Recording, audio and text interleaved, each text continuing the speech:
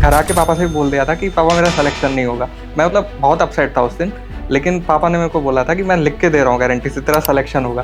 कुछ बच्चे पढ़ाई की तरफ चले जाते हैं, कुछ बच्चे आस्की की तरफ मुड़ जाते हैं, कुछ बच्चे गलत दिशाओं में चले जाते हैं, कुछ बच्चे अपने जीवन को कोई और ही रूपरेखा दे देते हैं। तो सबसे पहला रीज़न तो मैं जिस बैकग्राउंड से आता हूँ बहुत लोअर मिडिल क्लास बैकग्राउंड था सर हमारा, क्योंकि मेरे फादर ने बहुत स्ट्रगल किया है। हमेशा मेरे पापा एक बात बोलते हैं कि मेरा इन्वेस्टमेंट मेरे बच्चे हैं, तो मेरे को उस इन्वेस्टमेंट पे रिटर्न देना था। तूने जब यूपीएससी की तैयारी करनी शुरू की तो उस समय तूने क्या होमवर्क किया, या किसी ने कह दिया था आईएएस बनना है तो बस सीधा टक्कर आईएएस पे मारी? सबसे ज़्यादा लोग गलती करते हैं वो यही है कि बिना होमवर्क करे यूपीएससी की तैयारी शुरू कर लेते हैं। और सबसे ज्यादा लोग मोटिवेट होते हैं रीलों से, फिल्मों से, रॉयल एंट्री वीडियो से। हाँ रॉयल एंट्री तो फिर गजब है। कई सारे हमारे ऐसे एस्पिरेंट्स भी होंगे जिन्होंने सोचा होगा चलो प्री निकलता है, ठीक है मेंस की अब तैयारी करेंगे। इतना समय बचा है बच्चे के लिए, क्या ये सही समय है? इतने समय में मेंस की तैयारी हो सकती है? सिर्फ किसी बच्चे ने अगर प्री निकाल लिया है तो उसका बेस इतना सॉलिड है कि वो 3 महीने में ऐड ऑन करके मेंस को आराम से निकाल सकता है, प्रोवाइडेड आप सही डायरेक्शन में काम करें। तो सीसेट को हल्के में ना लें, उसके लिए जितने भी मॉक टेस्ट लिखने हैं, जितनी भी प्रैक्टिस करनी है वो करें। और अभी मैं राकेश सर से बात कर रहा था तो मेरे को ये चीज़ रियलाइज़ हुई कि he is a wizard of math. मेरे प्यारे बच्चों, आप सभी को नमस्कार, आप सभी का स्वागत है इस वीडियो में। तो स्वागत करते हैं नीलेश गोयल का। इस बच्चे ने बहुत कमाल का काम किया है कि 77 रैंक इसकी आई है, और आपको ये जानकर खुशी होगी कि 73 पोस्ट थी इन जर्नल, है ना, आईएएस की, और इसकी 77 रैंक है। लेकिन शुरुआत की कुछ ऐसी रैंक हैं बच्चों की जिन्होंने आईएफएस वगैरह चूज किया हुआ है, तो इस बच्चे को आईएएस मिल जाएगा। तो बहुत खुशी हुई मुझे ये बात जानकर कि एक बच्चा सेकंड अटेम्प्ट में आईएएस क्लियर करने लग रहा है। और फर्स्ट अटेम्प्ट इसने वो दिया जब 1 महीने पहले ही तेरा एग्जाम वगैरह दूसरे खत्म हुए, और उसके बाद इसने 1 महीने की तैयारी में इसने बस वो पेपर दिया। और जब मैं इससे बात कर रहा था तो मुझे इसकी एक चीज बहुत अच्छी लगी। इसने कहा कि सर मैं वो है ना फेल होना चाहता था, उस एक पहले अटेम्प्ट का है ना मैं एक बार देखना चाहता था हुआ क्या है। कहता उसी ने मोटिवेट किया सिलेक्शन लेने के लिए। तो ऐसा चुना क्यों भाई तूने कि पहला फेल होना और फिर मोटिवेट होना है? सर एक्चुअली मैं जॉब कर रहा था पिछले 5 साल से, तो मैं एक कंफर्ट जोन में आ गया था कि हर महीने सैलरी आ रही है, गवर्नमेंट जॉब थी तो जॉब सिक्योरिटी भी थी। तो एक कंफर्ट जोन में रहने से आप अपना फुल पोटेंशियल अचीव नहीं कर पाते। तो मेरे को वो अपना फुल पोटेंशियल अचीव करने के लिए एक फेलियर देखना था। मेरे को पता था 1 महीने की तैयारी में शायद नहीं होगा, बट स्टिल मैंने रिस्क लिया, और फेलियर ही आई थिंक वो स्टेप था जिसने मेरे को मोटिवेट किया और मेहनत करने के लिए, और मैं इस बार कर पाया। तो यार तू तो इतना स्मार्ट है, इतनी जबरदस्त तेरी पर्सनैलिटी है, और सबसे अच्छी चीज ग्राउंड पे रहता है, मतलब वो स्टूडेंट अंदर का ना पूरा जिंदा रखा हुआ है। तो तूने यार ये जो कंफर्ट जोन से बाहर आने के लिए तूने आस्की वास्की करी होती, किसी को धोखा दिया होता, लिया होता है, कुछ अंदर की जलन होती, फिर आईएएस बनने की सोचता। पर चल तूने पढ़ने की सोची, मुबारक हो तुझे। सर एक पॉइंट ऐड करना था। हाँ, जैसा कि आपने शुरू में कहा था बनी है, हाँ। तो बनियों में सबसे ज्यादा अनकंफर्ट जब होता है जब जेब में पैसे नहीं होते। तो जब सैलरी नहीं आ रही महीने की, तो जो अनकंफर्टेबल सिचुएशन थी, तो उसने मेरे को बहुत मोटिवेट करा कि मेहनत करो और निकालो। मेहनत करो, ब्रिलियंट यार। अच्छा एक चीज मुझे बताना कि यार आप जिस उम्र में हैं, बहुत छोटी एज में आप लोगों ने सिलेक्शन ले लिया, मुझे लगता है कि जिंदगी अभी बहुत बड़ी है आप लोगों के लिए, और आपको बहुत टॉप रैंकों पे जाना है। तो इस उम्र के जो बच्चे होते हैं वो, कुछ बच्चे पढ़ाई की तरफ चले जाते हैं, कुछ बच्चे आस्की की तरफ मुड़ जाते हैं, कुछ बच्चे गलत दिशाओं में चले जाते हैं, कुछ बच्चे अपने जीवन को कोई और ही रूपरेखा दे देते हैं। तो आपके जीवन में वो बाकी दूसरी चीजें एंट्री नहीं हुई कि सिर्फ पढ़ाई पढ़ाई, और उससे पहले आपने एनआईटी किया, बीटेक किया, जयपुर से आपने किया। तो कैसे वो मोटिवेशन रहा कि पढ़ाई और इसी डायरेक्शन में रहना है, दूसरी डायरेक्शन पे नहीं गए? सर सबसे पहला रीज़न तो मैं जिस बैकग्राउंड से आता हूँ बहुत लोअर मिडिल क्लास बैकग्राउंड था सर हमारा। तो हमेशा, क्योंकि मेरे फादर ने बहुत स्ट्रगल किया है, उन्होंने हमको पढ़ाने के लिए, जैसे कि हमेशा मेरे पापा एक बात बोलते हैं कि मेरा इन्वेस्टमेंट मेरे बच्चे हैं, तो मेरे को उस इन्वेस्टमेंट पे रिटर्न देना था। तो उसने मेरे को हमेशा मोटिवेट रखा कि कैसे करके मैं, थैंक यू सर, नाइस। तो मेरे को उस चीज़ ने हमेशा मोटिवेट करा कि मेरे को अपनी लाइफ में कभी भी कोई ऐसा काम नहीं करना है कि उनको नीचा देखना पड़े, और उनकी उम्मीदों से एक कदम आगे बढ़ के मैं कुछ अचीव करूं। यही मेरा मोटिव था सर। ब्रिलियंट यार, ब्रिलियंट। और कितनी बढ़िया सोच थी इनके पेरेंट्स की, वही बनियों वाला दिमाग लगा के भाई जो इन्वेस्टमेंट है वो बच्चे ही होते हैं, और ये सच बात है। और माँ बाप, अगर कोई आदमी सोचे ना कि मैं 100 करोड़ कमा लूं, या अनिल अंबानी या मुकेश अंबानी सोचे कि मेरे पास हजारों करोड़ की प्रॉपर्टी हो जाए और मैं खुश हो जाऊंगा, नहीं, खुशी तब नहीं मिलेगी। खुशी तब मिलेगी जब बच्चे कामयाब हो जाए, बच्चे सही राह पे चले जाए। और एक छोटी सी कहावत है कि कोई भी बच्चा है ना अपनी माँ का या अपने पिता का इस जीवन में कर्ज नहीं उतार सकता, लेकिन अगर आपकी कामयाबी आपके पेरेंट्स की छाती पे चमक बिखेरती है, उनके चेहरे को ऊपर करती है, उनके चेहरे के ओज को बढ़ाती है, तो समझिए आपने उस कर्ज को बहुत कुछ हिस्सा उतारने की कोशिश की है। और यही एक सच मायने में ट्रिब्यूट होती है एक माँ की, जो इतने सालों की संघर्ष होती है। क्योंकि उनके लिए तो एक पेड़ है, एक पौधा लगाया था छोटा सा, जो आज इतना बड़ा हुआ, उसे पाल पोसा, हर तरीके का ख्याल रखा, तो आज उस पौधे ने फल दिया और वो बड़ा गजब का दिया। अच्छा, मुझे ये बताना कि जो तू पहले अटेम्प्ट में रहा तो प्रीलिम्स ही में ही रह गया था? जी सर। सी सेट में? नहीं, सी सेट नहीं, सी सेट हो गया था सर। अच्छा, सी सेट हो गया था। जीएस मेरा नहीं हुआ था। तो तूने एक ही महीने में तैयारी सीरियस होकर की थी या बस हल्का हल्के से ही करके देके चला आया था? नहीं सर, 1 महीना मिला था, लेकिन 1 महीने में मैंने अच्छे से तैयारी की थी। अच्छे से तैयार की थी। लेकिन 23 में सर पेपर थोड़ा अनकन्वेंशनल आ गया था। बिल्कुल। तो उसमें क्या है ना कि कितनी भी तैयारी कर लो आप, लेकिन कहीं ना कहीं कुछ कमी रह जाती, कमी रही जाती, वो वाली बात थी। बाकी 24 में मैंने अच्छे से तैयारी करी थी और उसका मेरे को मार्क्स भी ठीक ही मिले थे। प्रीलिम्स में मेरे 104 मार्क्स से नाइस। और सी सेट में मेरे 150 मार्क्स से।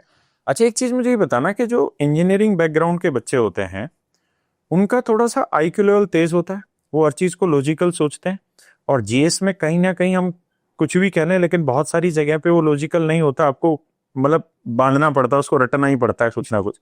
तो माइंडसेट चेंज कैसे कर लेते हो तुम लोग? सर आई थिंक जीएस में भी ऐसा नहीं है कि हमको 100 के 100 क्वेश्चन अटेम्प्ट करने हैं। उसमें अपना नीश ढूंढना होता है हमको कि ये सब्जेक्ट से, फॉर एग्जांपल मैं इकोनॉमी पॉलिटी में कंफर्टेबल था, आर्ट एंड कल्चर में उतना कंफर्टेबल नहीं था। तो मुझे था कि इकोनॉमी, पॉलिटी, मॉडर्न हिस्ट्री, इनके जो लो हैंगिंग फ्रूट्स है उनको ले लो और अपना कट ऑफ क्लियर कर लो। ठीक है। हमारा अगर जो बेनिफिट मिल रहा है उसके रेशियो में टाइम इन्वेस्टेड बहुत ज्यादा हो रहा है, तो I think it's a waste of time. तो मैंने उस हिसाब से अपनी स्ट्रेटेजी बनाई और वो मेरे को हेल्प करी। अच्छा, मैं एक सवाल और तुझसे पूछना चाह रहा हूँ। जैसे मान लो मैंने सी सेट पढ़ाना शुरू किया, तो मैंने पढ़ाने से पहले क्या किया कि मैं कॉपी पेन लेके बैठा और मैंने सारे टीचर्स की वीडियो देखी, उसका पूरा एनालिसिस किया। 2011-12 से जब से सी सेट हुआ उसके सारे क्वेश्चन देखे और फिर पूरा माइंडसेट तैयार किया कि हाँ, अब मेरा होमवर्क हो गया और अब मुझे यूपीएससी के लिए सी सेट पढ़ाना शुरू करना चाहिए। तो तूने जब यूपीएससी की तैयारी करनी शुरू की तो उस समय तूने क्या होमवर्क किया, या किसी ने कह दिया था आईएएस बनना है तो बस सीधा टक्कर आईएएस पे मारी? नहीं सर, सबसे ज्यादा लोग गलती करते हैं वो यही है कि बिना होमवर्क करे यूपीएससी की तैयारी शुरू कर देते हैं। और सबसे ज्यादा लोग मोटिवेट होते हैं रीलों से, फिल्मों से, रॉयल एंट्री वीडियो से। हाँ, रॉयल एंट्री तो कर गजब है। Yes sir. तो सर सबसे पहले मैंने ये देखा था कि जो हमारा सिलेबस है वो क्या है। लोग कहते हैं कि सिलेबस अनडिफाइंड है, बट ऐसा नहीं है। आप उसमें थीम्स आइडेंटिफाई कर सकते हैं, ऑल 3 स्टेजेस। उसके बाद आप पीवाईक्यूज को देखो, पीवाईक्यूज में किस सब्जेक्ट का कितना वेटेज है, करंट अफेयर का कितना वेटेज है, और उसके बाद आप तैयारी शुरू करो। सबसे पहले इसमें सबसे बड़ा बैटल होता है सर ऑप्शनल चूज करना। ऑप्शनल आप जिसमें कंफर्टेबल है, जो ऑप्शनल स्कोरिंग है और जिसका सिलेबस आप आराम से कर सकते हो उसको करो, और बाकी मेंस का आप जितना आंसर राइटिंग कर सकते हो। तो सबसे पहले अगर आप ये क्लियर डिफाइन कर लेंगे कि मेरे को इतना पढ़ना है, इतने टाइम में पढ़ना है और इस तरह से आंसर राइटिंग करनी है, तो दैट विल हेल्प। अच्छा, मैं एक चीज और तुझसे पूछना चाह रहा हूँ कि मैं इस नजर से पूछना चाह रहा हूँ कि मैंने कभी यूपीएससी दिया नहीं है ना, तो मुझे बहुत ज्यादा जीएस की और उस तरीके की नॉलेज है नहीं, मैं सिर्फ सी सेट पढ़ा रहा हूँ एज ए टीचर। तो मैं तुझसे पूछना चाह रहा हूँ कि जो मतलब क्वेश्चन लिखने की जो कला होती है, जो राइटिंग होती है तुम लोगों की, जो आर्ट होती है उसको लिखने की, क्वेश्चन को, जैसे एक चीज के ऊपर मैं 200 शब्द में भी आंसर दे देता हूँ, 2000 शब्द में भी मैं लिख देता हूँ। आप लोग चूंकि उस जर्नी से बीत के आ चुके और आप लोगों का सिलेक्शन हो चुका है, तो एक नए बच्चे के लिए उस पर क्या कहना चाहोगे कि जब वो आंसर राइटिंग करने लग रहा है तो कौन कौन से ऐसे पॉइंट है जिसका बहुत ज्यादा यूज होना है एग्जाम में? सर मेरे हिसाब से सबसे पहला होना है कि हमको टू द पॉइंट आंसर लिखना है। क्वेश्चन में क्या पूछा है हमको वही लिखना है। इधर उधर के रामायण लिखने के लिए ना तो हमारे पास टाइम है, ना तो हमारे पास स्पेस है, और इन दोनों का ही अच्छे से यूटिलाइज नहीं किया तो मार्क्स नहीं मिलेंगे। दूसरा सर, आज के टाइम में ये हो रहा है कि बहुत ज्यादा टेस्ट सीरीज लिखने के बाद आंसर्स बहुत ज्यादा मैकेनिकल होते जा रहे हैं। या तो पूरा हम बहुत ज्यादा पॉइंट्स उसमें डाल देंगे, या तो बहुत ज्यादा डाटा, फिगर, फ्लो चार्ट ये डाल देंगे। आंसर ऐसा होना चाहिए जो एग्जामिनर को पढ़ने में आसान हो, आंसर टू द पॉइंट हो, उसमें फ्लो मेंटेन किया हो, तो ये चीज एग्जामिनर को इरिटेट नहीं करेंगे और वो आपको मार्क्स देगा। नहीं सर, तो मुझे ये बताना कि आपने ये यूपीएससी का जो सपना था, ये पहले से सोचा हुआ था या अभी उसी समय तैयार किया जब मेरी आपसे बात हो रही थी पहले अटेम्प्ट से? ये मैं सवाल इसलिए पूछ रहा हूँ कि आपने आंसर राइटिंग क्या पहले से यूपीएससी को ध्यान में रखते हुए तैयार की थी? क्योंकि इंजीनियरिंग बैकग्राउंड के बच्चे की राइटिंग बहुत अच्छी नहीं होती है, मैं भी जानता हूँ, है ना? तो उसको पहले से ध्यान में रखा था या ये सारी चीजें इंप्रूव की गई हैं बाद में? ये सब कुछ बाद में इम्प्रूव हुआ है सर। मेरे को बिल्कुल आइडिया भी नहीं था कि मैं इस लाइन में जाने वाला हूँ, लेकिन कॉलेज में हमारे कुछ टॉपर स्टॉक हुए थे, तो उनसे मेरे को थोड़ी इंस्पिरेशन मिली थी। अच्छा। बट चूंकि फाइनेंशियल हार्डशिप थी तो मेरे को जॉब लेनी थी। जॉब लेने के बाद एक बार जॉब में थोड़ी मोनोटोनी आई, तो मेरे को सिविल सर्विसेज की तरफ जाने का आइडिया आया। तो उस टाइम मैंने जो भी टॉपर्स के इंटरव्यू होते हैं, उनकी स्ट्रेटेजी है, उनकी आंसर कॉपीज है, वो देखी। तो उससे मेरे को आइडिया लगा कि ऐसे लिखने से मार्क्स मिलते हैं। तो उसके बाद ये सब चीज मैंने इंप्रूव करी। मेरा जो पहला आंसर कॉपी अगर आप देखेंगे sir, quality was not very good, but over the time बहुत इंप्रूव हुआ है। जो भी मैंने टेस्ट सीरीज लिखे, उसमें एवेल्युएटर्स ने जो इनपुट दिए, उनको मैंने इनकॉर्पोरेट करने की कोशिश की। और मुझे एक चीज ये बताना कि ये टोटल जर्नी रही कितनी आपकी तैयारी करने की और सिलेक्शन लेने तक की फाइनल? सर मैंने 2023 अप्रैल में प्रिपरेशन शुरू की थी। सीरियस हो गए? हाँ जी सर।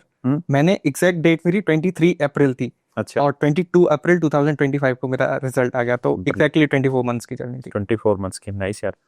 अच्छा, वैसे मुझे एक बात का जवाब देना कि यूपीएससी की जो जर्नी होती है, कुछ ही बच्चे ऐसे होते हैं आप जैसे जो समझदार होते हैं और बहुत कम टाइम में अपने सक्सेस को ले लेते हैं। अदरवाइज अगर हम देखें तो बहुत सारे ऐसे बच्चे हैं, या मैं कहूँ 80% से ज्यादा ऐसे स्टूडेंट हैं जो पिछले 5-5, 6-6 साल से तैयारी कर रहे हैं। और दिक्कत यह है कि जो आज के समय में बच्चे तैयारी कर रहे हैं, उनको ऐसी कहानियां बहुत देखने को मिलती हैं, है ना, कि जो पिछले 5-5, 6-6, 7-7 साल से तैयारी कर रहे हैं उनके आस पड़ोस में। तो जब आपने भी तैयारी करने की सोची, तो क्या आपने ध्यान दिया था कि बहुत लंबी जर्नी है, और इस बहुत लंबी जर्नी में दो चीजें बहुत जरूरी होंगी? एक तो फाइनेंशियल दिक्कत आनी है, और एक फैमिली भी एक टाइम के बाद सब्र तोड़ देती है। क्योंकि एक हमारे यहाँ हरियाणा में देसी कहावत है कि जब बेटे के पैर में बाप की जूतियां आ जाती हैं, मतलब बेटे और बाप के कपड़े सेम होने शुरू हो जाते हैं, तो बाप को बेटा दुश्मन दिखाई देता, बेटा नहीं दिखाई देता, क्योंकि उसको लगता है खाली बैठ के टाइम पास कर रहा है। तो जब लंबी जर्नी होती है यूपीएससी जैसे एग्जाम की, तो वहां दोनों चीजें आती हैं। तो जब आपने तैयारी करने की सोची, तो आपको भी ये नहीं पता था कि मेरा इस 1-1.5-2 साल में सिलेक्शन हो जाएगा। तो उस समय माइंडसेट कैसे तैयार किया? सर मेरे को पता था जर्नी लंबी होने वाली है। मैं 3-4 साल के लिए तैयार था, बट मेरे को ये था कि मेरे को 3 से ज्यादा अटेम्प्ट नहीं देने। तो मैं ओवरऑल 4 साल की जर्नी के लिए तैयार था। फाइनेंसेस, क्योंकि मैंने 5 साल की जॉब कर ली थी, तो मेरे पास फाइनेंसेस अवेलेबल थे। ठीक। मेरी फैमिली की भी मेरे को बैकिंग थी। हाँ, एक पॉइंट के बाद अगर वो बैकिंग नहीं रहती तो मैं शायद वापस जॉब में चले जाता या फिर कुछ भी कर लेता। बट अभी के लिए मेरे पास दोनों चीज अवेलेबल थी, फाइनेंशियल रिसोर्सेस भी थे, फैमिली की बैकिंग भी थी। उसके बाद सर एक लक का बहुत बड़ा फैक्टर होता है इस एग्जाम में। आप बहुत केपेबल हैं, कॉम्पिटेंट है इस एग्जाम को निकालने के लिए, आप सब कुछ सही कर रहे हैं, फिर भी आप कई बार एग्जाम को नहीं निकाल पाते, क्योंकि इसमें 9 पेपर्स है। किसी भी पेपर में कुछ नंबर इधर उधर हुए, प्रीलिम्स बहुत अनसर्टेन है, तो उसके लिए हमको थोड़ा सा मेंटल रेजिलियंस रखना पड़ता है सर।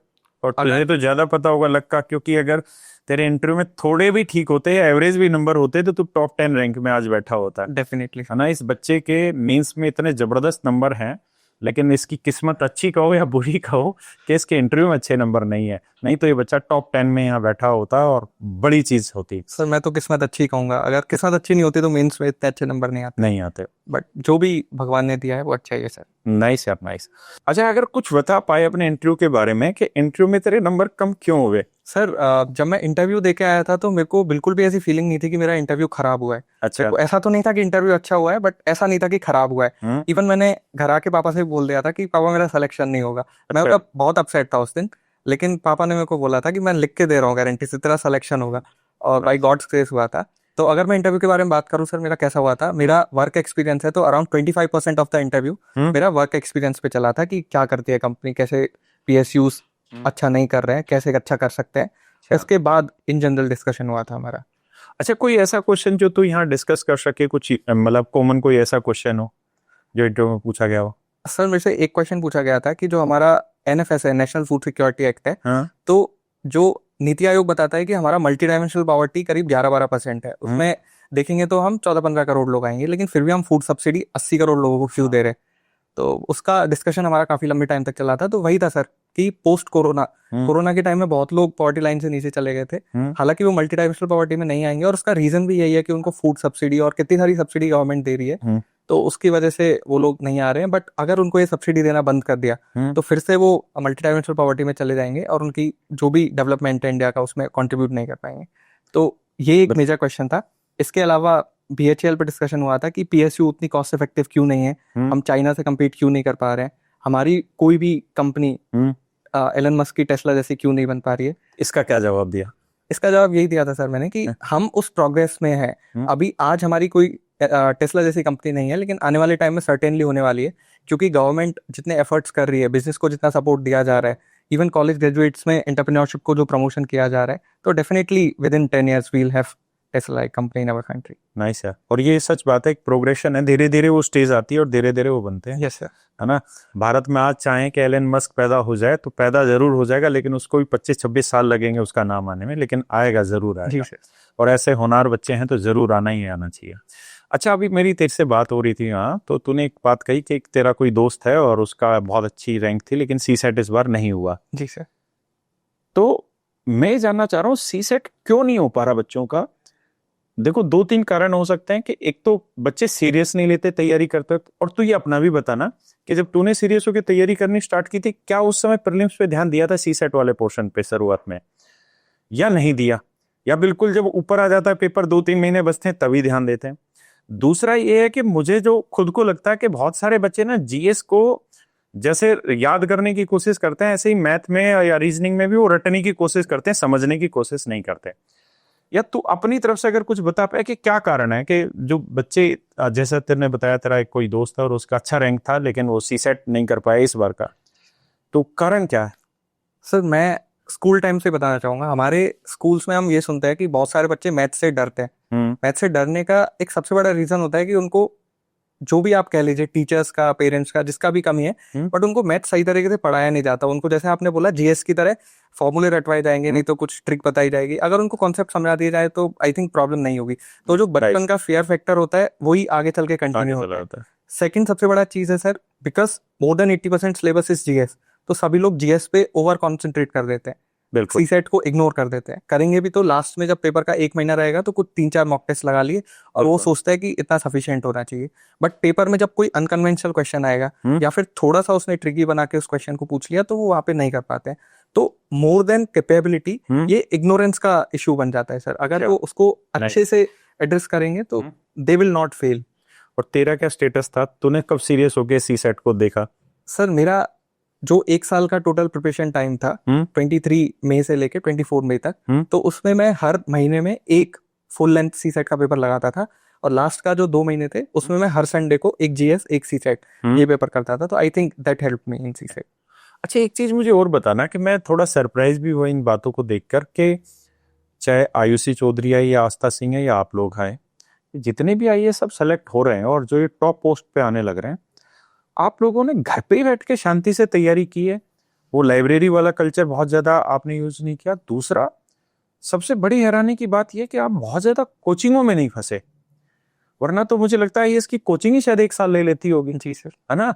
और ये बच्चे 1 साल की तैयारी में उस एग्जाम को फोड़ दे रहे हैं, और ऐसे लगातार एग्जाम्पल आ रहे हैं, तो हम भी थोड़े सरप्राइज है कि क्या बच्चों को, जैसा हम एसएससी में बोल देते हैं कि अगर बच्चा थोड़ा सिंसियर होके पढ़े तो बिना कोचिंग के इजीली निकाल देता है, लेकिन अब तुम जैसे बच्चों को देख के तो ऐसा लग रहा है कि यूपीएससी भी निकल जाता है बिना कोचिंग के। तो तुम्हें लग रहा है ये है कि, या कौन सी ऐसा यूनिक चीज खा लेते हो तुम कि तुम्हें अलग से तुम्हारा कुछ हो जाता है? सर आई थिंक जो सबसे इंपॉर्टेंट चीज है वो सेल्फ डिसिप्लिन है। कोचिंग क्योंकि आपको एक पूरा शेड्यूल प्रोवाइड कर देती है कि आपको इस महीने में इतने टाइम में ये सब्जेक्ट कवर करेंगे, उसके बाद ये टेस्ट होगा। तो अगर सेल्फ डिसिप्लिन वही वाला आप घर पे अप्लाई कर सको, उसी मतलब विद इन स्टिपुलेटेड टाइम, अगर आप उसको सिलेबस को कंप्लीट करके टेस्ट लिख सको, प्रैक्टिस कर सको, पीवाईक्यू दिख सको, तो वही है सर। कोचिंग भी तो हमको वही गाइडेंस प्रोवाइड कर रही है। तो अगर हम उसको खुद से कर सकते हैं तो दैट इज बेटर, क्योंकि आप दूसरी शहर में जाके रहोगे तो उसमें आपको 100 तरह की प्रॉब्लम है। घर पे आपको वो सब प्रॉब्लम से निजात मिल जाती है। उसके बाद आपको फाइनेंशियल रिसोर्सेज की बहुत ज्यादा जरूरत नहीं है। उसके बाद पीस ऑफ माइंड भी रहेगा, क्योंकि दिल्ली में हमने लास्ट ईयर देखा था सर कितने एक्सीडेंट हुए थे। तो मेरे राजेंद्र नगर का तो बहुत बुरा हाल है सर। बिल्कुल। तो एक पीस ऑफ माइंड अगर मिल जाती है तो मेरे हिसाब से वो तैयारी में एड ऑन ही करती है सर। एड ऑन ही होती है। और मुझे पता नहीं ऐसा क्या हो रहा है कि अभी तो जितने बच्चे आईएएस आईपीएस सेलेक्ट होके आ रहे हैं उनमें कोई भी ऑफलाइन कोचिंग का बच्चा नहीं है यार। पता नहीं ऑफलाइन कोचिंगों में, या तो खैर ये नई जनरेशन के बच्चे हैं, ये वो बच्चे हैं जो 1-2 साल में तोड़ देते हैं। जैसे इस बच्चे ने भी एक वर्ड दिखा, मैं उस पर सवाल भी पूछने वाला था कि इसने कहा कि मैंने डिसाइड किया था कि मैं 3 ही अटेम्प्ट दूंगा। तो ये इंग्लिश मीडियम के बच्चों में ही है इतना कॉन्फिडेंस कि वो लिख के चलता है कि मेरे को 3 ही अटेम्प्ट देने, 3 अटेम्प्ट के बाद एग्जाम नहीं देना मुझे। और ऑफलाइन कोचिंग के बच्चे तो एक भी नहीं निकल के आ रहा रिजल्ट में। तो मुझे तेरे से दोनों ही सवाल हैं, एक तो ऑफलाइन कोचिंग के बच्चे क्यों नहीं निकल के आ रहे रिजल्ट में, और दूसरा सवाल तुझसे ये है कि ये तूने जो वर्ड बोला था कि मैं 3 ही अटेम्प्ट दूंगा, 3 से ज्यादा अटेम्प्ट नहीं दूंगा, वो क्या सोचा था तूने? सर मेरा एक फ्रेंड है, उसके इसी साल 24 में उसकी रैंक है and I think he will get IRS IT।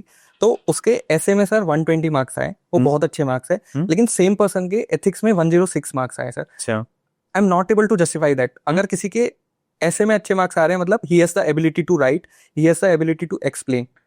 Ethics में भी तो यही चीज मांगते हैं, बट एथिक्स में he has not got that good score. तो ये अनकंट्रोलेबल चीज है, क्योंकि इस एग्जाम में सब्जेक्टिविटी बहुत ज्यादा है। तो अगर आप उसको नहीं कर पा रहे हैं तो उस पर बहुत ज्यादा टाइम स्पेंड करके कोई फायदा नहीं है। आप प्लान B प्लान C पे मूव कर जाइए, और वो आई थिंक लॉन्ग रन में आपको मेंटल पीस देगा। और उस पर बहुत ज्यादा वर्क डाला भी जाए, जब प्रेशर डाला भी जाए या टाइम डाला भी जाए, तो बहुत ज्यादा सुधार नहीं होगा। हाँ सर। और उससे बेटर है कि उतने एफर्ट दूसरी जगह डाल के उसमें ज्यादा रिजल्ट लिया जा सकता है। जी सर।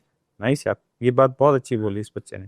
और यार मैं तुझसे एक रिक्वेस्ट भी करूंगा नीलेश, के तुम जैसे बच्चे बिल्कुल राइट स्ट्रेटजी बताएंगे, क्योंकि मैं लगातार जिनका भी बच्चों का इंटरव्यू ले रहा हूँ, कोई भी कोचिंग से बच्चा नहीं आ रहा है, तो तुम लोगों को सच मायने में पता है कि क्या रास्ता है, किस रास्ते को पकड़ के सिलेक्शन लिया जा सकता है ना। जैसे तूने अभी एक चीज कही कि जो चीज आपके कंट्रोल में नहीं है उसको कंट्रोल करने की कोशिश ही मत करो। जी सर।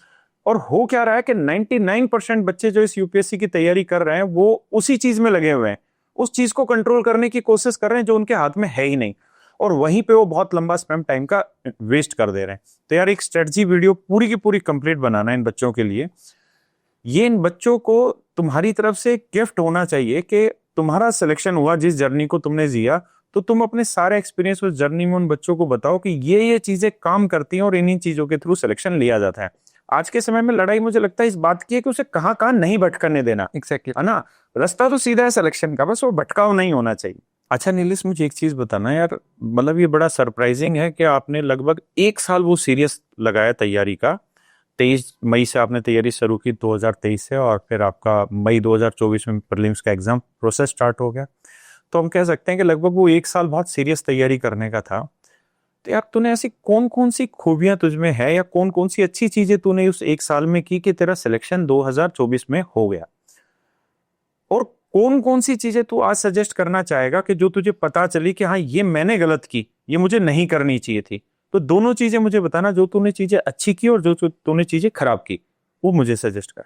सर अच्छी चीज़ों से शुरू करूँ तो सबसे पहले तो रिसोर्सेस मैंने लिमिटेड रखे थे सर। आपका चाहे बेसिक बुक्स हो जैसे NCERT, स्टैंडर्ड बुक्स हो जैसे, उसके बाद PYQs आपका बहुत इंपॉर्टेंट है सर। लोग PYQs को, फॉर एग्जांपल अभी के पेपर की बात करते हैं सर, प्रीलिम्स 25 के, इसमें कम से कम 3 क्वेश्चन ऐसे थे जो वर्बेटिम रिपीटेड थे। अच्छा, अगर आप PYQ अच्छे से करके जाते हैं तो आपको डेफिनेटली हेल्प मिलती है, और दोनों स्टेज, प्री और मेंस दोनों में। नाइस। उसके बाद एक सबसे इंपॉर्टेंट चीज मेरे को लगती है सर, न्यूज़पेपर रीडिंग। हाँ। लोग जो मंथली कंपाइलेशन, ईयरली कंपाइलेशन होते हैं उस पर ओवर डिपेंडेंस दिखाते हैं।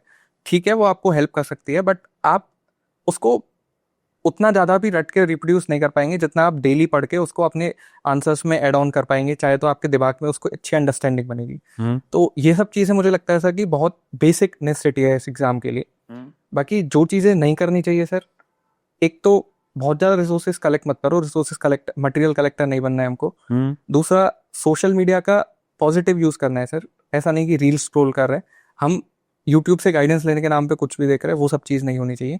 और तीसरा, टेस्ट सीरीज आप करो, लेकिन टेस्ट सीरीज को टेस्ट सीरीज की तरह ही लो। लोग टेस्ट सीरीज को फाइनल एग्जाम की तरह ले जाते हैं, उसमें नंबर कम आएंगे तो बहुत ज्यादा क्रिप करेंगे, उस पर डिमोटिवेट हो जाएंगे।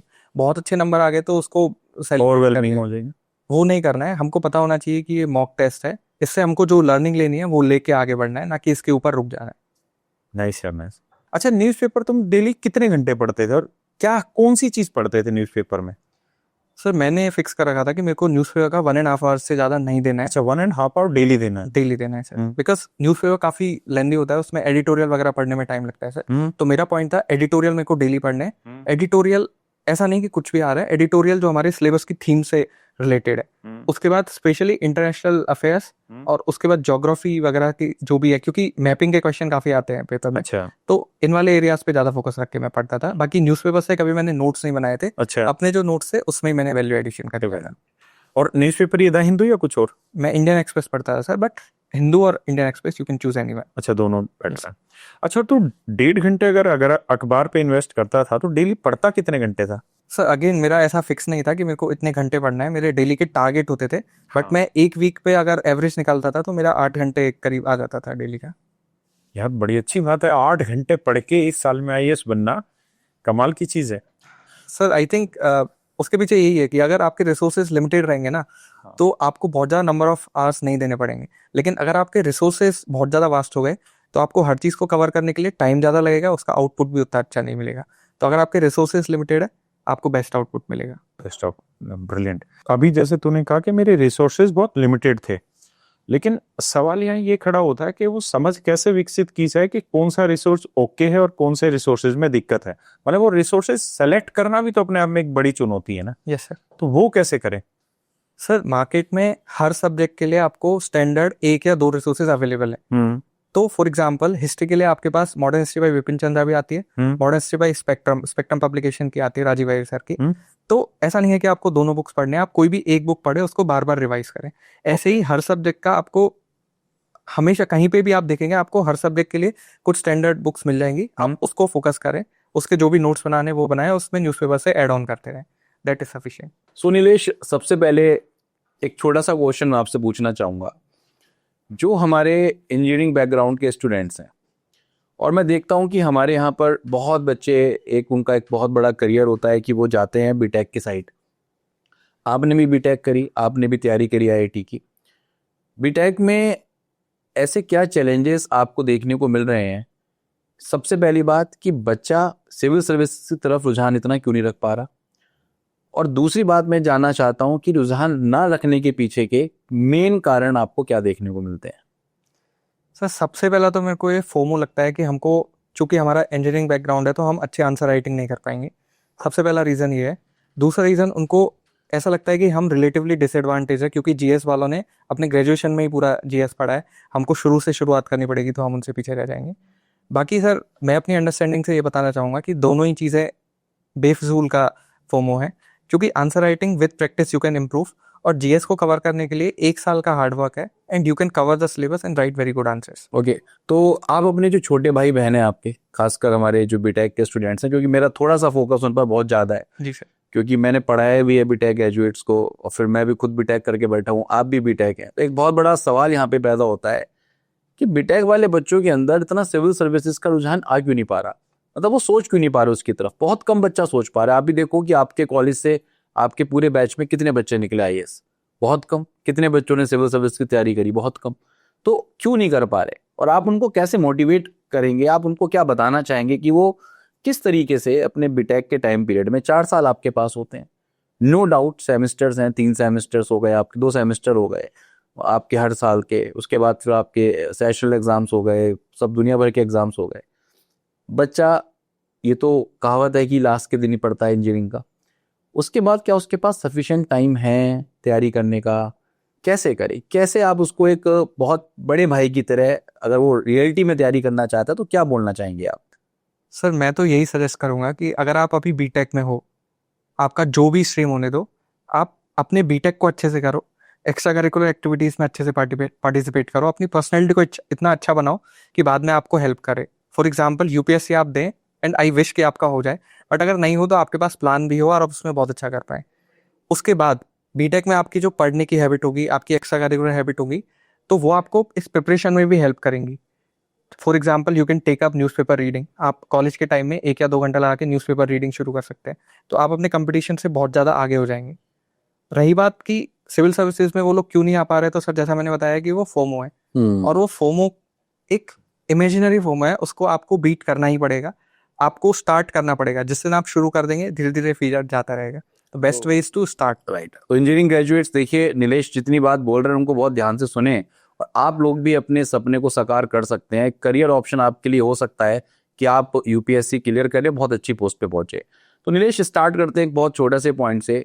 आपकी तैयारी का जो फेज रहा, एक्चुअल जो आपने तैयारी करनी स्टार्ट करी, क्या आपने बीटेक के टाइम में ही तैयारी स्टार्ट कर दी थी, या फिर आप उस काफी समय बाद आपने जॉब्स के बाद अपनी तैयारी को स्टार्ट किया? क्या कहना चाहेंगे? सर बीटेक में तो मेरे को कोई दूर दूर तक आइडिया नहीं था कि मेरे को सिविल सर्विसेज में जाना है। मेरे को जॉब लेनी थी क्योंकि रिक्वायरमेंट थी। जॉब लेने के बाद जब जॉब में मेरे को मोनोटोनी आने लगी, तो उसके बाद मैंने सोचा कि ये सिविल सर्विसेज की प्रिपरेशन शुरू करते हैं। तो एक्चुअल प्रिपरेशन मेरी अप्रैल 2023 में शुरू हुई है सर। ओके। मैंने मई 2023 में पहला अटेम्प्ट दिया था, उसमें प्री नहीं हुआ था।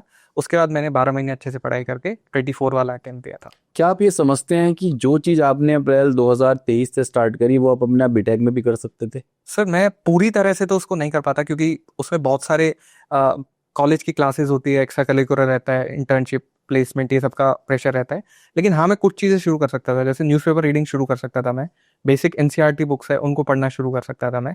तो अगर मैं दिन में 1-1.5 घंटे भी देता कॉलेज लेवल से, तो वो मेरे को काफ़ी हेल्प करते।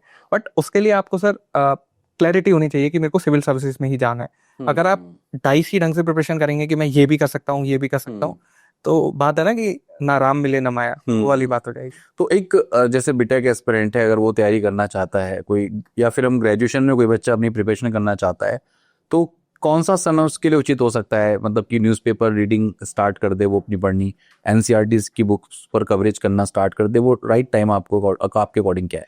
सर न्यूज़पेपर तो आई थिंक आप फर्स्ट ईयर में तो ऐसा कुछ नहीं करना चाहिए। फर्स्ट ईयर में तो आप सेटल होने में टाइम लें, अपनी स्ट्रीम से कंफर्टेबल हो जाएं। सेकंड ईयर से आप न्यूज़पेपर पढ़ना शुरू कर सकते हैं। बाकी थर्ड ईयर के सेकंड सेमेस्टर से या फर्स्ट सेमेस्टर से आप बेसिक एनसीईआरटीज़ देख सकते हैं, वो शुरू कर सकते हैं। ओके नीलेश, फिर हम थोड़ा सा एक बात पे आते हैं। बच्चे बहुत आपकी बुक लिस्ट जानना चाहते हैं आजकल टॉपर्स की। तो आपने प्रेरी और मेंस की अगर हम बात करते हैं, तो बुक लिस्ट कैसे आपने अपनी रिसोर्स कैसे चूज किए? बेसिकली उसके पीछे का जो मेन मोटिव रहा कि कौन से रिसोर्स आपके लिए बिल्कुल बेस्ट हो सकते हैं फॉर ऑल दी सब्जेक्ट्स। अगर हम स्टार्ट करते हैं, जैसे पहले तो आप एक क्वेश्चन का आंसर ये करें कि प्री और मेंस की तैयारी साथ करनी चाहिए या अलग अलग तैयारी करनी चाहिए? सर मैं तो हमेशा यही बात बोलूँगा कि यूपीएससी में यूपीएससी प्री और यूपीएससी मेंस की तैयारी अलग नहीं होती है, तैयारी एक ही होती है। आपको एक टॉपिक को प्री के लिए अलग तरह से पढ़ना है, मेंस के लिए अलग तरह से पढ़ना है, दैट्स इट। अलग से प्री के लिए 6 महीने, अलग से मेंस के लिए 3 महीने, ऐसा नहीं पढ़ना है। ठीक है, तो सबसे पहले हम आते हैं, लेट्स सपोज पॉलिटी की अगर हम बात करते हैं, तो क्या बेस्ट बुक आप सजेस्ट करेंगे बच्चों को? सर अगर आप कॉलेज में हैं और बिल्कुल ही बिगनर हैं, तो आप एनसीईआरटी पढ़ सकते हैं पॉलिटी की। Otherwise best book is Laxmikanth, जिसको आप बिल्कुल page to page, cover to cover खत्म करें, और उसके बाद पीवाईक्यूज। तो जीएस2 में भी हमारे लिए पॉलिटी के लिए अच्छी बुक है Laxmikanth? Sir in my understanding mains के लिए भी पॉलिटी की लक्ष्मीकांत सफिशिएंट बुक है, प्रोवाइडेड आप उसमें वैल्यू एडिशन करें। जो भी न्यूज़पेपर्स, करंट अफेयर आ रहे हैं, या फिर जो भी पीवाईक्यू आए हैं, उसमें कोई चीज़ उसने नहीं दे रखी है, वो वैल्यू ऐड कर लें, बाकी और कुछ रिक्वायर्ड नहीं है। ओके, अगर हम हिस्ट्री की बात करते हैं, तो हिस्ट्री में क्या सजेस्ट करेंगे बुक लिस्ट आप अपनी? सर 2 बुक है, एक तो विपिन चंद्र, एक स्पेक्ट्रम। मेरे को स्पेक्ट्रम पर्सनली ज़्यादा ठीक है। अच्छी लगती थी, क्योंकि उसमें स्पेक्ट्रम के लास्ट में जो समरी है प्री से पहले, उसको आप एक बार रिवाइज करके चल जाए तो टाइम इफेक्टिव है वो। ठीक है, और बाकी एंशिएंट और मेडिवल के लिए क्या सजेस्ट करेंगे? सर जैसा कि मैंने पहले भी बोला था कि एंशिएंट और मिडिवल मेरे लिए थोड़ा सा पेनफुल एरिया था, वो ज़्यादा फोकस किया नहीं था मैंने, बट स्टिल मेरे को एक सीनियर के नोट्स मिल गए थे, मैंने उससे पढ़ा था।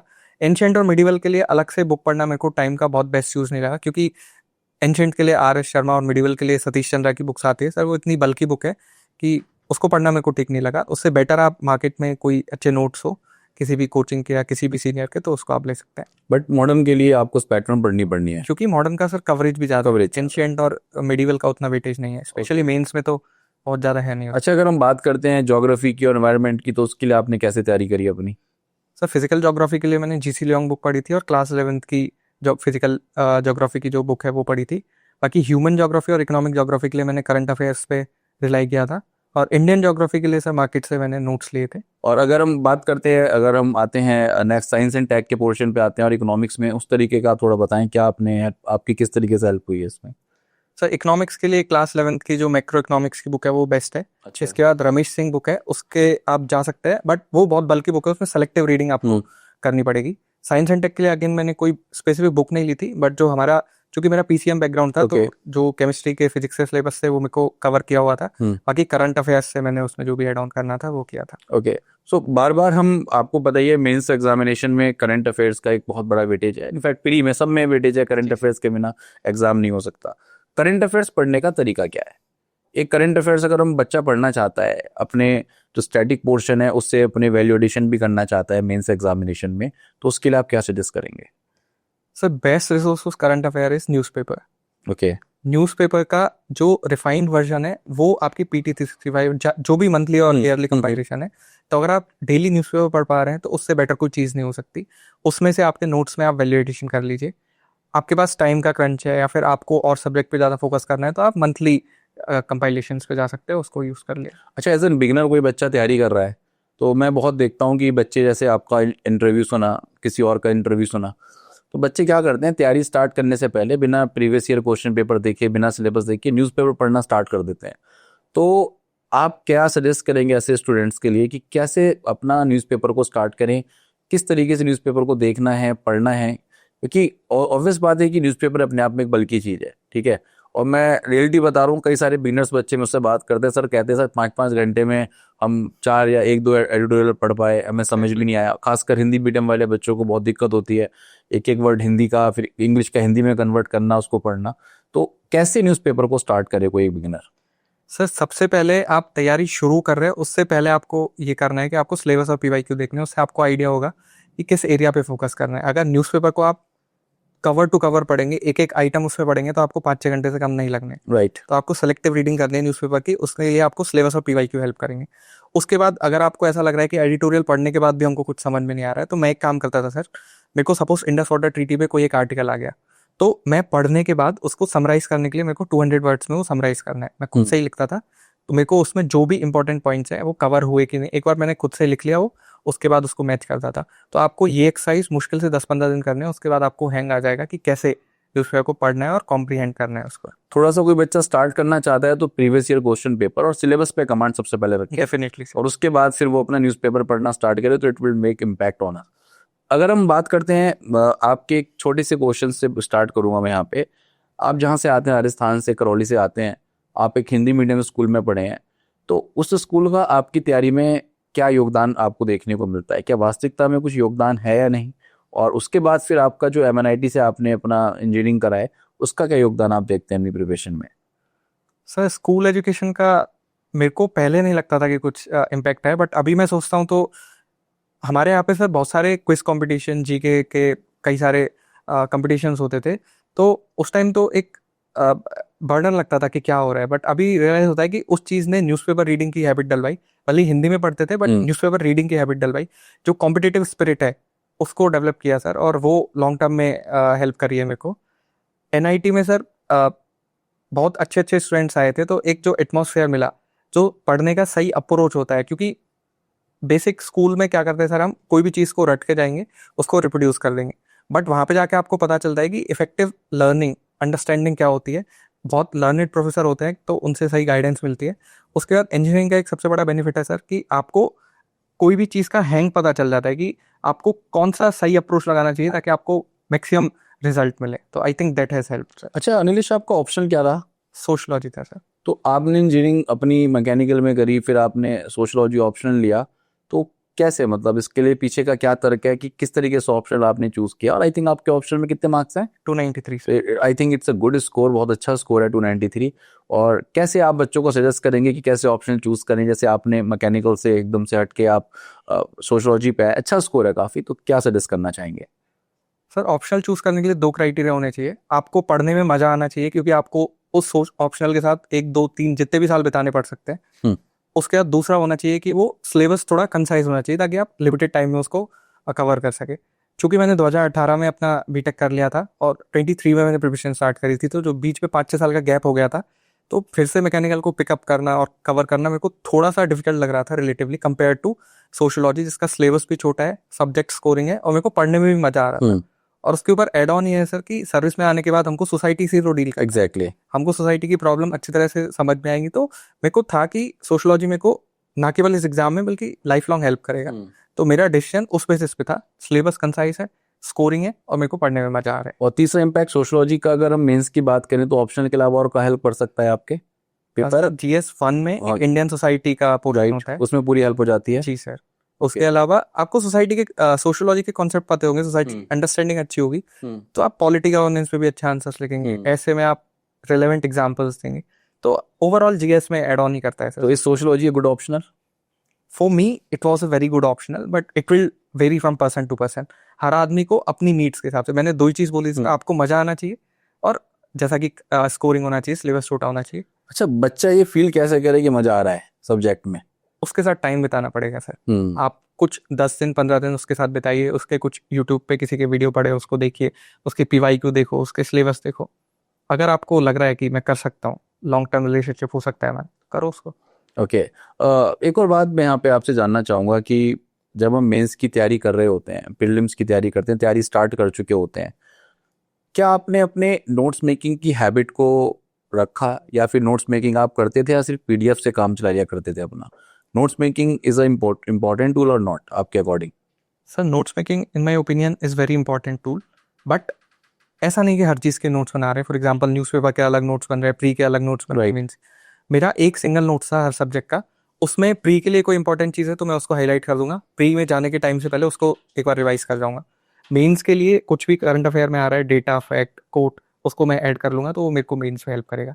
नोट्स मेरे सिंगल थे, उसमें एग्जामिनेशन की स्टेज के हिसाब से मैं वेरिएशन करता था बस। एक कोई एग्जाम्पल के थ्रू अगर आप बताना चाहें तो, जैसे लेट सपोज मैं इकोनॉमिक्स की बात करता हूँ, इकोनॉमिक्स में कोई टॉपिक है, कोई भी टॉपिक आप उठा लीजिएगा, उसके नोट्स आप कैसे प्री और मेंस के लिए आप यूजफुल बनाएंगे उसको? सर जैसे इकोनॉमिक्स में हम इन्फ्लेशन की बात कर ठीक है। तो इन्फ्लेशन का बेसिक, इन्फ्लेशन क्या होता है, इन्फ्लेशन को मॉनेटरी पॉलिसी कमेटी क्या रिकमेंडेशन है, कौन करता है, तो प्री में ये पूछेंगे कि इन्फ्लेशन का 2 to 6% रेंज है वो कौन डिसाइड करता है। ठीक है, डन है। उसमें ये पूछेंगे कि अभी रिसेंट क्वार्टर में इन्फ्लेशन का क्या रेट रहा। ठीक है। उसमें ये पूछ सकते हैं कि इन्फ्लेशन की रेट को कौन डिसाइड करता है। ठीक है। बट मेंस में ये पूछेंगे कि इन्फ्लेशन से बेसिक कंज्यूमर पे क्या इफेक्ट पड़ता है, राइट। इन्फ्लेशन को कैसे कंट्रोल करने के लिए आरबीआई क्या क्या ठीक है। स्टेप लेता है। तो आप इन्फ्लेशन का एक डिटेल्ड नोट्स बना लो, 1 या 2 पेज का, ठीक है। उसमें जो भी डेटा वाला पोर्शन है उसको हाईलाइट कर लो, वो प्री के लिए काम आ जाएगा, और बाकी जो भी चीज़ है वो मेंस के लिए काम आ जाएंगे। ओके, मतलब वन पर्टिकुलर टॉपिक्स के आपने अपने नोट्स बनाए, उसमें आपने प्री और मेंस दोनों के लिए लिखा और उसमें आपने वैल्यू एडिशन अपना कर दिया। जी सर। अब हम बात करते हैं जो मेंस के हमारे बिल्कुल अदर टॉपिक्स है, डिजास्टर मैनेजमेंट है, इंटरनल सिक्योरिटी है, सोसाइटी है जैसे हमारा, ठीक है, लेट सपोज आईआर वगैरह है। चलो आईआर तो चलो प्री में भी आपका इक्वली इंपॉर्टेंट हो गया आज की डेट में। तो बाकी सब्जेक्ट्स पे कैसे कमांड आप करते थे उसका, क्या जैसे एथिक्स वगैरह हो गए आपके, तो कैसे फिर आप उसके नोट्स बनाते थे, उसका सेपरेट नोट्स बनता था, कैसे करते थे आप? सर जैसे मैं एथिक्स का एग्जांपल ले रहा हूँ, तो एथिक्स में हमारे 2 पोर्शन होते हैं, केस स्टडी वाला पोर्शन है, एक थ्योरेटिकल क्वेश्चन वाला पोर्शन है। तो थ्योरेटिकल पोर्शन के मेरे पास नोट्स पूरे रेडी है कि ये वैल्यू है, इसका ये डेफिनेशन रह सकता है, इसका ये एग्जांपल रह सकता है, ये इसका यूज केस रह सकता है। तो ऐसा मेरा करीब करीब 50 पेज का एक नोट्स हो गया था। उसके बाद जो केस स्टडी वाले क्वेश्चन है उसमें इसी का एप्लीकेशन करके मैं उसको यूज करता था, उसके अलग से नोट्स नहीं बनाए थे मैंने। ओके, तो मतलब आपने सारे नोट्स अपने बनाए जरूर हैं? जी सर। मतलब ये नहीं कि आप पीडीएफ पे डिपेंडेबल रहे, पीडीएफ पे डिपेंड रहे आप कहीं पे? सर पीडीएफ का मैंने यूज करा है, लेकिन उसको वन सोर्स लास्ट सोर्स की तरह यूज नहीं करा, उसको अपने तरीके से मोल्ड करके फिर मैंने उसको यूज किया है। अच्छा, अभी देखिए जैसे प्री का एग्जाम 2025 का हुआ है, और मैं जो अभी 2025 के बच्चे मेंस देने जा रहे हैं, उनके लिए आप क्या कहना चाहेंगे, क्या स्ट्रेटेजी वो बच्चे फॉलो करें सो डैट कि एक अच्छा स्कोर हो सके, सेफ साइड खेल सकें, और surely they will get success in their exam? तो सबसे पहले तो एक फेयर होता है, राइटर्स ब्लॉक होता है कि फेयर है कि हम शुरू कैसे करें, हमको आंसर लिखने नहीं आ रहे हैं, हमको तो मार्क्स बहुत गंदे आएंगे, सभी को होता है, मेरे को भी था। बट आप जब तक शुरू नहीं करेंगे फेयर जाएगा नहीं। तो first you have to start writing. Second, आप कोई भी टेस्ट सीरीज ले रहे हैं या किसी भी अपने सीनियर को आंसर्स लिख के दिखा रहे हैं, तो जो भी इनपुट दे रहे हैं उसको आप इम्प्रोवाइज करने की कोशिश करें कि मैं जो इनपुट्स हैं उनको इनकॉर्पोरेट करूँ अपने आंसर्स में। और थर्ड चीज़ सर, ठीक है आप मॉक टेस्ट लिख रहे हैं बट वो मॉक ही है, जो यूपीएससी के पीवाईक्यू है वो यूपीएससी ने बनाए हैं, वो ज़्यादा एक्यूरेट है, वो एग्जाम के ज़्यादा नियर है, तो आप उसको आंसर लिखें या फिर ब्रेनस्टॉर्मिंग करें। थोड़ा सा मैं आपको इंटरप्ट करूंगा, एक बात आपसे जानना चाहूंगा। आजकल मैं देखता हूँ बच्चे टेस्ट सीरीज तो बहुत लेते हैं, बहुत टेस्ट सीरीज ले रहे हैं। कोचिंग इंडस्ट्रीज में मैं देखता हूँ अलग अलग कोचिंग्स में, किसी की मैं बुराई नहीं कर रहा, एक नॉर्मल टेंडेंसी बता रहा हूँ, वहाँ पे जो इवेल्युएटर है बच्चे जो चेक कर रहे हैं नंबर बहुत देते हैं, और एक्चुअल में बच्चे, मेरे को कई सारे बच्चे जो हैं एस्पिरेंट्स बात करते हैं, सर कि हमने फला टेस्ट सीरीज ली, उसमें हमारे GS3 में हमारे 150 नंबर दे दिए, एक्चुअल स्कोर बच्चे का 83 90 आ रहा है। तो क्या इससे कुछ इम्पैक्ट पड़ता है ज़्यादा नंबर देने से? मेरे हिसाब से अगर आपको लगना चाहिए तो बच्चों को क्या कम नंबर नहीं देने चाहिए जिससे वो और मेहनत करे उस चीज़ में, या उसको मोटिवेट करने के लिए क्या आप क्या कहना चाहेंगे इस बारे में? सर मेरे हिसाब से मीडियम मार्क अपनाना चाहिए इसमें, ना तो ज़्यादा कम दो, कम देने से डिमोटिवेट होते हैं, ज़्यादा देने से ओवर कॉन्फिडेंस आता है। तो हमको जो रियल एग्जाम में मिलते हैं, सपोज GS3 में हमको पता है कि रेंज 90 से 110 के आसपास रहती है, तो उसी रेंज में नंबर देने चाहिए। हाँ क्वालिटी ज़्यादा पुअर है तो कम दे दो, ज़्यादा अच्छी है तो थोड़े एक्स्ट्रा नंबर दे दो। बाकी अगर बहुत ज़्यादा एक्स्ट्रा नंबर दे देंगे तो आई थिंक उनका पर्पस ये रहता है कि क्योंकि एग्जाम में 3 महीने बचे हैं अभी, तो अगर बहुत ज़्यादा कम नंबर दे दिए तो बच्चा डिमोटिवेट ना हो जाए, उसके लिए शायद दिए जाते होंगे। But in my opinion help नहीं करता है वो, ओवर कॉन्फिडेंस में प्रिपरेशन अंडर प्रिपेयर करवाता है बच्चे को, तो that is not a good thing. अच्छा, अभी जो बच्चे, मैंने कई सारे बच्चों को एग्जाम्पल यहाँ पे लेना चाहूँगा, अभी कई सारे हमारे ऐसे एस्पिरेंट्स भी होंगे जिन्होंने सोचा होगा चलो प्री निकलता है, अब ठीक है, अब मेंस की अब तैयारी करेंगे। तो ये समय, जितना समय बचा है बच्चे के लिए, क्या ये सही समय है? इतने समय में मेंस की तैयारी हो सकती है सिर्फ? सर इन माई अंडरस्टैंडिंग किसी बच्चे ने अगर प्री निकाल लिया है तो उसका बेस इतना सॉलिड है कि वो 3 महीने में एड ऑन करके मेंस को आराम से निकाल सकता है, प्रोवाइडेड आप सही डायरेक्शन में काम करें। ऐसा नहीं कि आप शुरू के 2 महीने पढ़ने में निकाल दे फिर 1 महीना आंसर राइटिंग करें। आपको 3 महीने में सही डायरेक्शन में मेहनत करनी है, definitely you will get through. हो सकता है आराम से इजीली। कुछ इंपॉर्टेंट पर्सपेक्ट जो आप बताना चाहेंगे बच्चों को हमारे फॉर GS1 to GS4, क्या करें, मतलब ऐसा कि इम्पोर्टेंटली वो ऐसा क्या काम करें, ऐसे कौन से टॉपिक्स पे मतलब फोकस करें so that they easily get? Sir सबसे पहले तो मेंस में जो थीम्स होती है उनको आइडेंटिफाई कर लें, और बहुत सारी कोचिंग्स प्रोवाइड करवाती है कि ये थीम्स पे क्वेश्चन आ रहे हैं, तो उन थीम्स पे अपने नोट्स अगर प्रिपेयर है तो उसे ऐड ऑन कर लो, नहीं है तो नोट्स प्रिपेयर कर लो। उसके बाद जो भी करंट अफेयर है उसको 3 महीने तो एटलीस्ट आपको, चलो ठीक है लास्ट के 15 दिन छोड़ दो, बाकी 2.5 महीने तो आपको अच्छे से न्यूज़पेपर पढ़ना है और Really? इसमें से वैल्यू एडिशन करना है जी। लेकिन उसमें वही है कि 1-1.5 घंटे से ज़्यादा टाइम नहीं देना है, राइट। क्योंकि फिर आपको दूसरे एरियाज छूटेंगे। और उसके बाद सबसे important answer writing. Answer writing नहीं करने से कंटेंट कितना भी एडअप कर लो, लेकिन अगर आपको आंसर राइटिंग नहीं आई, आपको टाइम का लिमिटेशन है, स्पेस का लिमिटेशन है, Right. वो दोनों कंस्ट्रेंट में रहते हुए आपको बेस्ट परफॉर्म करना है। उसके लिए प्रैक्टिस काम आएगी, जितनी अच्छी प्रैक्टिस करेंगे उतने अच्छे मार्क्स आएंगे। अच्छा, जैसे आजकल हम देखते हैं, जैसे लेट्स सपोज मैं कोई टॉपिक लेता हूँ GS3 का, Yes. कोई भी टॉपिक उठा लो, आप PDS ले लो, चलो पब्लिक डिस्ट्रीब्यूशन सिस्टम उठा लिया हमने, सब्सिडी उठा ली, कुछ भी उठा लो जो भी आपका मन करे। बच्चों का क्या है कि एक आइडियल पैटर्न बताया जाता है कि पहले इंट्रोडक्शन, फिर मेन बॉडी, फिर कंक्लूजन। बच्चों को थोड़ा क्लियर करेंगे क्या है बेसिकली, तीनों चीजें क्या हैं, और एक आंसर में कितना टाइम उसमें डिवोट करना है, कितनी लाइंस डिवोट करने हैं, कितने वर्ड्स डिवोट करने हैं। पता लगा इंट्रोडक्शन लिख रहे हैं तो लिखते ही जा रहे हैं, ठीक है, पता लगा कंक्लूजन ज्यादा कर दिया, इंट्रोडक्शन बिल्कुल नहीं लिखा, या मेन बॉडी में बिल्कुल आप जो मेन कंटेंट है लिख ही नहीं पा रहे। तो एक आइडियल आंसर जो होना चाहिए जिस पे मार्क्स मिलते ही मिलते हैं, आपके अकॉर्डिंग क्या है, कैसे फ्रेम करे आंसर बच्चा? टॉपिक सबको पता है, एवरीवन नोज कि ये पब्लिक डिस्ट्रीब्यूशन सिस्टम में PDS में ये हो रहा है, सब्सिडीज में ये हो रहा है, E-गवर्नेंस का टॉपिक है तो इसमें ये हो रहा है, सबको सब कुछ पता है, लेकिन लिखना कैसे है? कई बार यही तो मेन खेल है कि आंसर राइटिंग की जो आर्ट है बेसिकली, और ये आर्ट तो है खैर, एक दिन में तो नहीं आती, समय लगता है इसमें आने में। तो आपके अकॉर्डिंग बेस्ट टिप्स क्या देना चाहेंगे, कैसे फ्रेमिंग करनी चाहिए आंसर की, कितना वर्ड्स लिखें, क्या दिमाग में सोचें? अब एक जनरलाइज मैं आपको बोल रहा हूँ, कहीं पे किसी की इंपॉर्टेंस पूछ ली, कहीं पे किसी की लिमिटेशंस पूछ ली, उस तरीके का क्या आप कहना चाहेंगे? तो सबसे पहले मैं बोलूंगा, कोई भी आंसर हम लिख रहे हैं तो हमको ये सोच के लिखना है कि हम कोई 10th क्लास का बच्चा है उसको समझा रहे हैं, तो उसको समझ में आना चाहिए कि हम क्या बोलना चाह रहे हैं। ठीक। हम कोई भी ऐसा प्रोफेसर के लिए लिख रहे हैं ऐसा बिल्कुल भी नहीं है। एग्जैक्टली। तो हमारा इंट्रोडक्शन 2-3 लाइन का होना चाहिए, लेकिन हम जिस भी जैसे PDS पे लिख रहे हैं तो PDS क्या है और क्यों है ये उसमें समराइज हो जाना चाहिए। उसके बाद क्वेश्चन की जो भी थीम है, फॉर एग्जाम्पल की PDS का अभी के टाइम में क्या रेलेवेंस है, या फिर कोई भी क्वेश्चन है, तो मेन बॉडी आपका आंसर वही है, मार्क्स आपको मेन बॉडी के ही मिलेंगे। तो मेन बॉडी आपका 80% ऑफ द स्पेस को कवर करना चाहिए, लेकिन उसमें आपका आप जितना वैल्यू एडिशन कर सके, value addition in the sense PDS में क्या रिलेवेंस है, तो अभी के टाइम में फॉर एग्जाम्पल कोविड का रेफरेंस दे सकता है कि उस टाइम में इसका ये यूज था, अभी के टाइम में हमारा कितना फंड उसमें जा रहा है, हम कितनी पॉपुलेशन को कवर कर रहे हैं। तो मेन बॉडी में ये सब करने के बाद आप कंक्लूड करेंगे, उसमें कंक्लूड लुकिंग फॉरवर्ड होना चाहिए कि इससे हमको ये हेल्प मिलेगी, 2014 तक 47 तक हम डेवलप्ड नेशन हो जाएंगे, या जो भी है। इन द सेंस कंक्लूजन ऐसा होना चाहिए कि क्लोजर मिल जाए उस टॉपिक को। ऐसा नहीं होना चाहिए कि हमने कुछ भी लिख दिया और एग्जामिनर समझ नहीं पा रहा है कि ये क्या कहना चाह रहा है। तो आपको एग्जामिनर को कन्वे करना है कि आई अंडरस्टैंड द टॉपिक और मैंने ऐसे समझाया कि आपको समझ में आ रहा है। अगर ये आपने कर दिया तो एग्जामिनर आपको अच्छे मार्क्स। अच्छा, जैसे मेन बॉडी की बात करते हैं आजकल, लेट्स सपोज हम एक टॉपिक लेते हैं कि इंडिया में फूड सिक्योरिटी की क्या सिग्निफिकेंस है, ठीक है, और क्या क्या चैलेंजेस है इसके पीछे। तो देयर आर 2 वेज कि कुछ हम पॉइंटर से लिख सकते हैं, पॉइंट्स बनाकर लिख दिया। कुछ तरीके होते हैं कि आपने हेडिंग्स में याद कर लिया कि फूड सिक्योरिटी के चैलेंजेस हैं कि भाई पॉवर्टी है, लेट्स सपोज अनएम्प्लॉयमेंट है, लेट्स सपोज मान लिया, हेडिंग याद कर लिए, उससे अपने पॉइंट्स लिख लिए। तो कैसे बच्चा बेस्ट तरीके से याद भी रख पाए उस चीज़ को, आंसर भी लिख पाए, पैराग्राफ में लिखे, पॉइंटर्स में लिखे, आपके अकॉर्डिंग क्या अप्रोच होनी चाहिए? खासकर GS2 में, GS3, GS4 में काफ़ी अप्रोच हम यहाँ पे फॉलो कर सकते हैं, सोसाइटी में कर सकते हैं खासकर, तो उसमें क्या बोलना चाहेंगे आप? सर मैंने जो अप्रोच फॉलो करी थी, मैं रिजिड नहीं रहा था कि मेरे को पॉइंट फॉलो करने की, पैराग्राफ फॉलो ठीक करना है। है।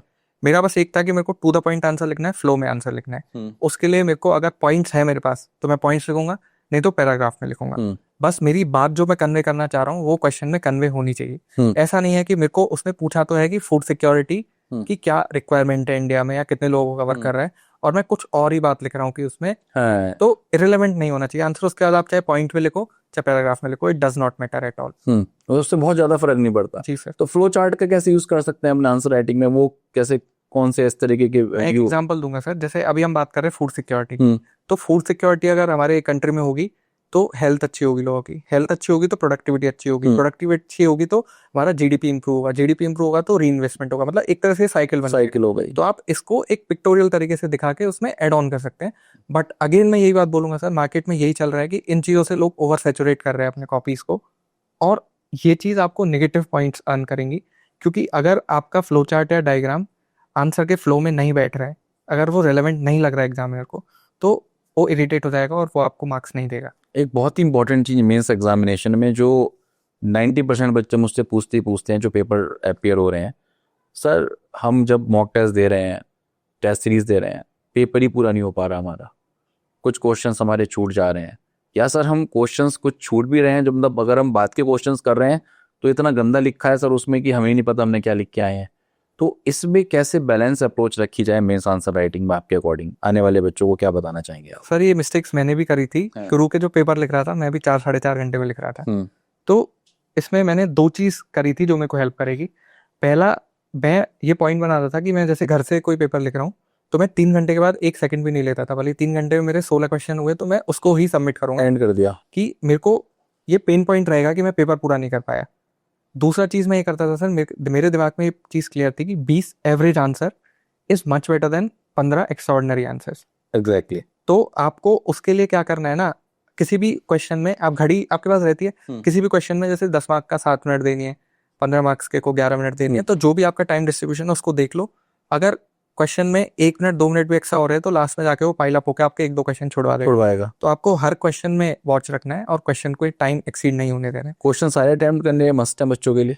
सर अब मैं इसमें भी एक बात बोलूंगा, अभी GS1 में एक क्वेश्चन आया था ट्विस्टर्स का, जो 2024 में मैंने पेपर दिया था। मेरे को उसका कुछ आइडिया नहीं था, मैं उसमें 15 नंबर का क्वेश्चन था, मैं तीनों पेज उसमें ब्लैंक छोड़ के आया हूँ। तो अगर आपको ऐसा भी नहीं है कि बिल्कुल भी आइडिया नहीं है फिर भी उसको करके आ रहे हो, वो वेस्ट ऑफ टाइम है आपका। उस टाइम को आप कहीं और यूज करो। लेकिन उसका मतलब ये नहीं है कि मेरे को डेमोग्राफिक विंटर वाला क्वेश्चन था उसमें मेरे को आता था, लेकिन इसका मतलब ये नहीं कि मैं उसको छोड़ के आ जाऊं क्योंकि मैंने किसी दूसरे क्वेश्चन में बहुत ही एक्स्ट्राऑर्डिनरी लिख दिया। एग्जैक्टली। तो आपको जितना हो सके टू द मैक्सिमम आपको पूरे क्वेश्चन अटेम्प्ट करने हैं। कुछ क्वेश्चन बहुत ही ज्यादा आउट ऑफ द सिलेबस है तो उसको छोड़ दीजिए, टच मत करें। अच्छा, इसका मैं एक मेंस के लिए, क्योंकि मैं इसलिए ज्यादा फोकस कर रहा हूँ क्योंकि it is very crucial for us, कि बच्चा जब पेपर मेंस का देख रहा है, सबसे पहले नजर में आया पेपर आया, अप्रोच क्या हो? सबसे पहले बच्चा पेपर को एक बार गो थ्रू कर ले, शुरू के 5 से 10 मिनट में एक बार पूरा स्कैनिंग कर ले पेपर की, कौन से क्वेश्चन टफ हैं, कौन से क्वेश्चन मैं नहीं कर पाऊंगा और किन क्वेश्चंस पे मेरे को ज्यादा फोकस करना है। अप्रोच क्या होनी चाहिए, कैसे क्वेश्चंस को अटेम्प्ट करने की कोशिश करें, सारे क्वेश्चन भी अटेम्प्ट हो जाएं, एक्यूरेसी भी मेंटेन रहे, और जो क्वेश्चन हम पे आते ही नहीं है वो हम करे भी ना, उसके लिए आप क्या कहेंगे? सर उसके लिए वहीं पे टेस्ट सीरीज हेल्प करती है सर। टेस्ट सीरीज में हिट एंड ट्रायल अटेम्प्ट करके आपको कौन सा मेथड सबसे ज़्यादा सूटेबल लग रहा है वो करना होता है। मेरे लिए मैंने क्या किया था सर, सबसे पहले 5 मिनट में मैं पेपर को देख लेता था, कौन से क्वेश्चन है जो मेरे को बिल्कुल ही टच नहीं करने भी है तो लास्ट के जो भी टाइम बचेगा उसमें करूंगा, ठीक है। अदरवाइज कौन से क्वेश्चन मेरे पे बेस्ट आते हैं तो उन क्वेश्चन को सबसे पहले लिख लूंगा। कुछ क्वेश्चन ऐसे होंगे जिनमें मेरे को कुछ 50-60% आइडिया होगा, उनको बाद में लिखूंगा, और जिन क्वेश्चन में बिल्कुल ही आइडिया नहीं है उसको मैं लास्ट के लिए छोड़ दूंगा। अगर टाइम बच गया तो मैं उसको अटेम्प्ट करूंगा, नहीं तो नहीं। जो अच्छे से आते हैं उसको बहुत जल्दी में लिखना है ना, मतलब टाइम लिमिट्स में अपने आप को उसको लिखना ही है। हाँ सर। एक आधी मैंने और देखी, वैसे बहुत ये जेन्युइनिटी है बच्चों की। जी सर। कोई एक अप्रोच थी सेमेस्टर में, क्योंकि मैंने बहुत इवैल्यूएशन करे हैं, मैंने सेमेस्टर्स के इंजीनियरिंग के लगभग 4 साल मैंने इवैल्यूएशन ही करे।